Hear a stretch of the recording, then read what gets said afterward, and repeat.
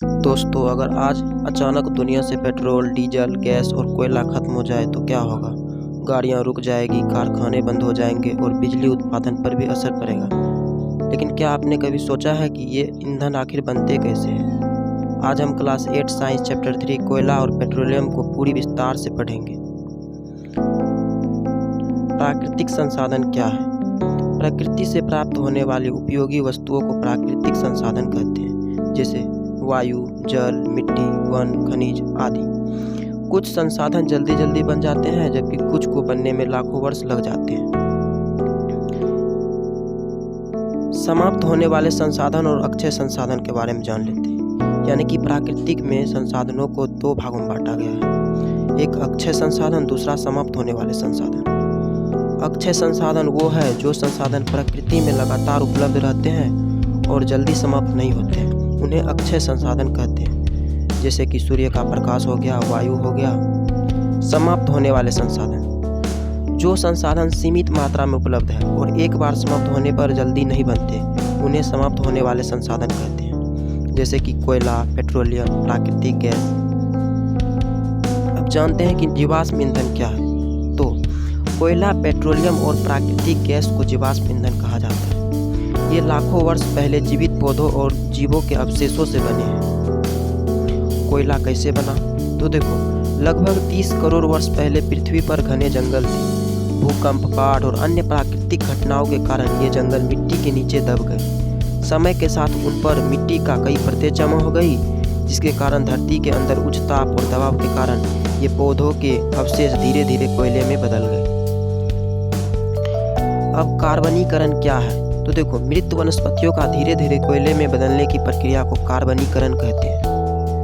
अब कोयले का उपयोग जान लेते हैं। तो देखो, कोयला का उपयोग कई कार्यों में किया जाता है, जैसे कि ताप उत्पन्न करने में, बिजली बनाने में, उद्योगों में, लोह और इस्पात निर्माण में भी किया जाता है। कोयले के उत्पाद के बारे में बात करते हैं। देखो, जब कोयले का प्रसंस्करण किया जाता है तो कई उपयोगी पदार्थ प्राप्त होते हैं, जैसे कि पहला कोक। यह लगभग शुद्ध कार्बन होता है। यह कठोर होता है, छिद्र युक्त होता है और काला पदार्थ होता है। ये सारी इसकी विशेषताएं हैं। इसका उपयोग इस्पात निर्माण में किया जाता है और धातुओं के निष्कर्षण में भी किया जाता है। दूसरा, कोल तार।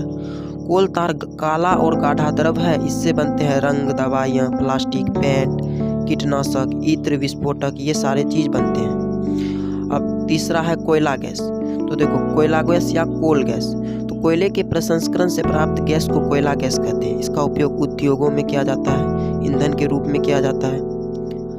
अब जानते हैं कि पेट्रोलियम क्या है। तो देखो, पेट्रोलियम एक गाढ़ा काले रंग का द्रव है, जिसे कच्चा तेल भी कहा जाता है। यह समुद्र में रहने वाले छोटे छोटे जीवों और पौधों के अवशेषों से लाखों वर्ष में बनता है। पेट्रोलियम का निर्माण कैसे होता है? तो देखो, समुद्र में रहने वाले जीव मरकर समुद्र तल में जमा हो गए। उन पर रेत और मिट्टी की परतें जमा होती गई।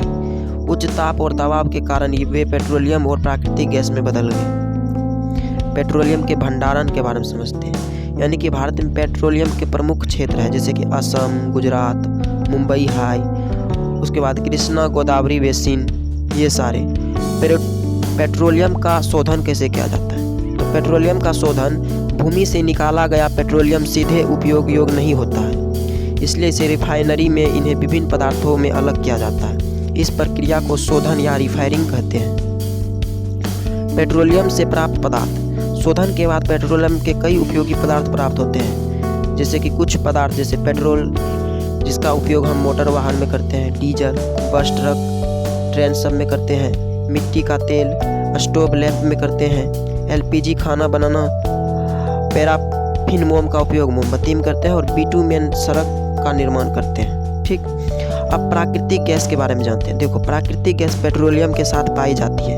उपयोग बिजली उत्पादन में किया जाता है, उद्योग में किया जाता है, वाहन में किया जाता है और घरेलू ईंधन में किया जाता है। अब जानते हैं सीएनजी क्या। तो सीएनजी को वाहन चलाने में उपयोग किया जाता है, जबकि पीएनजी को घरों तक पाइप द्वारा गैस पहुंचाने में किया जाता है। जीवाश्म ईंधनों का संरक्षण। कोयला और पेट्रोलियम बनने में लाखों वर्ष लगते हैं। यदि हम इन्हें तेज़ी से खर्च करेंगे तो भविष्य में इनकी कमी हो जाएगी। बचाव का उपयोग करने के लिए हम अनावश्यक वाहन उपयोग कम करेंगे, सार्वजनिक परिवहन अपनाएंगे, उसके बाद बिजली की बचत करेंगे और ऊर्जा का वैकल्पिक स्रोत अपनाएंगे। इस प्रकार से हम जीवाश्म ईंधनों का संरक्षण कर सकते हैं। अब एक नज़र में पूरा अध्याय समझ लेते हैं। देखो, कोयला, पेट्रोलियम और प्राकृतिक गैस जीवाश्म ईंधन है। कोयला मृत पौधों से बनता है। कोयला बनने की प्रक्रिया को हम कार्बनीकरण कहते हैं। कोयला से कोक, कोल तार और कोयला गैस प्राप्त होती है। पेट्रोलियम समुद्री जीवों के अवशेषों से बनता है। पेट्रोलियम के शोधन से पेट्रोल, डीजल, एलपीजी आदि प्राप्त होते हैं। अब बात करते हैं प्राकृतिक गैस का। तो प्राकृतिक गैस एक स्वच्छ ईंधन है। जीवाश्म ईंधनों का संरक्षण करना बहुत ज़रूरी है। तो दोस्तों, आज यह पूरा चैप्टर कंप्लीट हो गया। अगर आपको यह पूरा अध्याय आसान भाषा में समझ आया हो तो वीडियो को लाइक करें और दोस्तों के साथ शेयर करें और चैनल को सब्सक्राइब करना न भूलें। अगली वीडियो में फिर मिलेंगे नए टॉपिक और के साथ। तब तक के लिए